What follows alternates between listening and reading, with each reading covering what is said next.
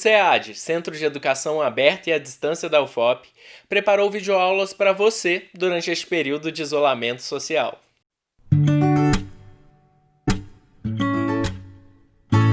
Olá, sou Lélis Maia, professor no Departamento de Gestão Pública da Universidade Federal de Ouro Preto. Vamos para mais um vídeo da nossa série EAD, Como Você Faz? No último vídeo, o assunto foi fator tempo e a sua relação com cursos na modalidade à distância. Discutimos sobre a importância de disponibilizar conteúdos de aprendizagem, levando em consideração o tempo de realização dessas ações pelos alunos. Agora, o nosso assunto será atividades de aprendizagem, algumas ideias e ferramentas. Se liga aí! Estamos no nosso penúltimo passo.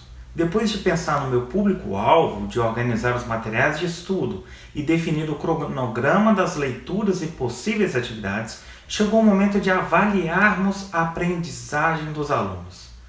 Antes de tratarmos das atividades de aprendizagem, gostaria de dizer que vou utilizar como referência a plataforma Moodle, pois é um ambiente virtual de aprendizagem com o qual eu trabalho, que é o ambiente virtual adotado pela UFOP nos cursos na modalidade à distância.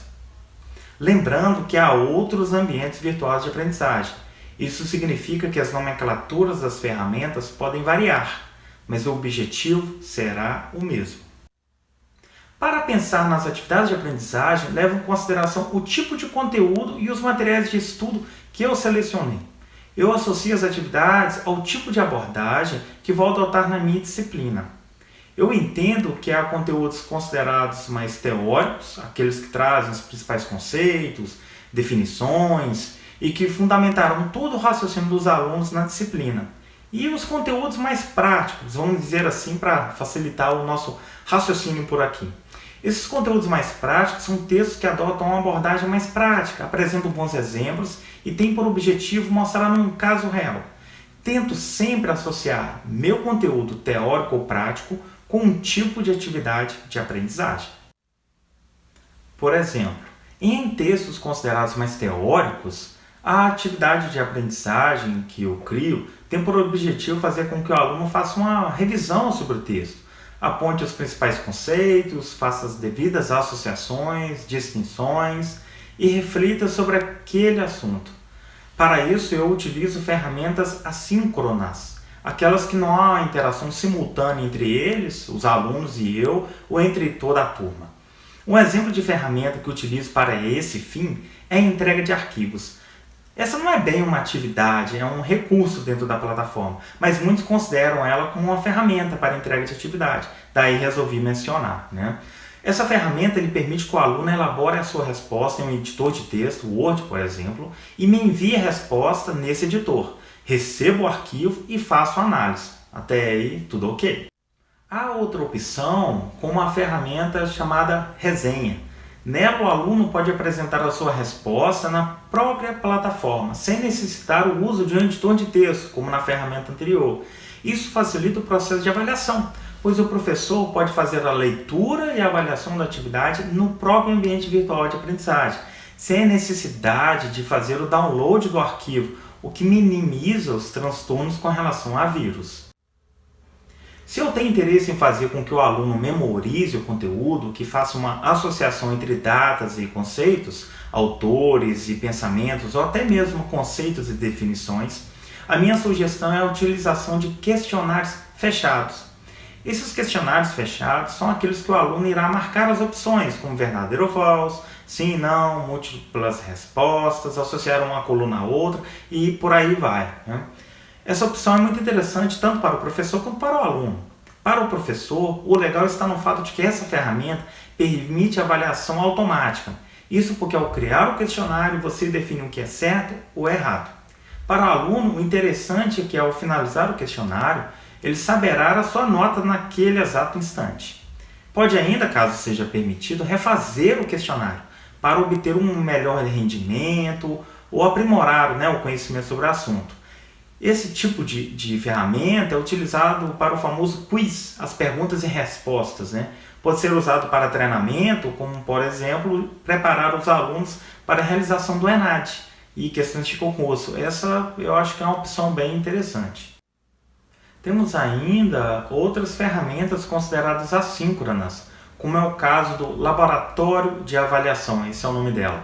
Nessa ferramenta, os alunos podem responder à sua atividade e avaliar a atividade de outro colega e ser avaliada nessas duas ações, como respondente e como avaliador. É uma opção também bem interessante. Bom, vamos para mais um exemplo, o fórum, essa é famosa, né? O fórum é uma atividade assíncrona, né? Utiliza esse tipo de ferramenta para explorar determinado tema, para criar um debate sobre o assunto. Todos os alunos podem participar apresentando suas considerações.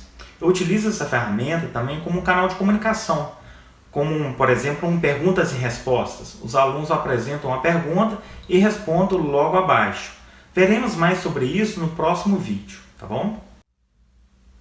E assim a gente pode seguir falando de tantas outras ferramentas, como as de pesquisa e as de avaliação de disciplina. Essa última ferramenta de avaliação nos apresenta um conjunto de questões prontas sobre a aprendizagem, reflexão crítica, interatividade, apoio dos colegas, compreensão e por aí vai. É muito bom, vem o material todo pronto nesses questionários. Como atividade síncrona, aquela que corre ao vivo, a minha sugestão é a utilização do famoso e velho chat. Já utilizei essa ferramenta em outros momentos. Utilizava como uma espécie de plantão, tirar dúvidas, né? Definir determinado horário para responder as respostas dos alunos e particularmente eu não utilizo mais essa ferramenta, né? Estou sendo sincero. Não que eu não responda mais os alunos, é porque eu prefiro utilizar outros meios de comunicação síncronos, como que nós temos hoje o Google Meet, o Skype, o Zoom e por aí vai. Nesses casos eu prefiro que a comunicação seja com um grupo menor de pessoas, para facilitar a comunicação. Nem que para isso eu tenho que reservar, né, um tempo maior para estabelecer essa interação com todo mundo. Pois é, pessoal, acho que se deixar o papo vai sobre isso, né? São diversos tipos de ferramentas utilizadas para atividades de avaliação da aprendizagem dos alunos no ambiente Moodle. Elas podem ser utilizadas de maneiras distintas. Cabe ao professor saber explorar essas possibilidades. E o mais importante, na minha opinião, é saber associar essas ferramentas ao seu conteúdo, ao seu material de estudo. Essas ferramentas são um meio de interação, elas não são as atividades em si. Saber o melhor momento para utilizar a ferramenta de atividade mais adequada faz parte desse feeling ou da percepção do professor. Ter um bom planejamento e conhecer bem o perfil da sua turma vão te ajudar muito bem nesse processo. Nesse momento de crise e pandemia, atividades remotas, eu tenho preferido adotar interações assíncronas, pois elas permitem que os alunos assistem quando estiverem mais tranquilos e tenham condições físicas e mentais para aprender. Na minha lógica de ensinar e aprender, o aluno é o foco desse processo.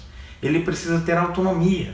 Para mim, essa é uma maneira de criar autonomia para ele. Não é porque é assíncrono ou síncrono que ele vai aprender mais ou menos. O mais importante nisso é a comunicação.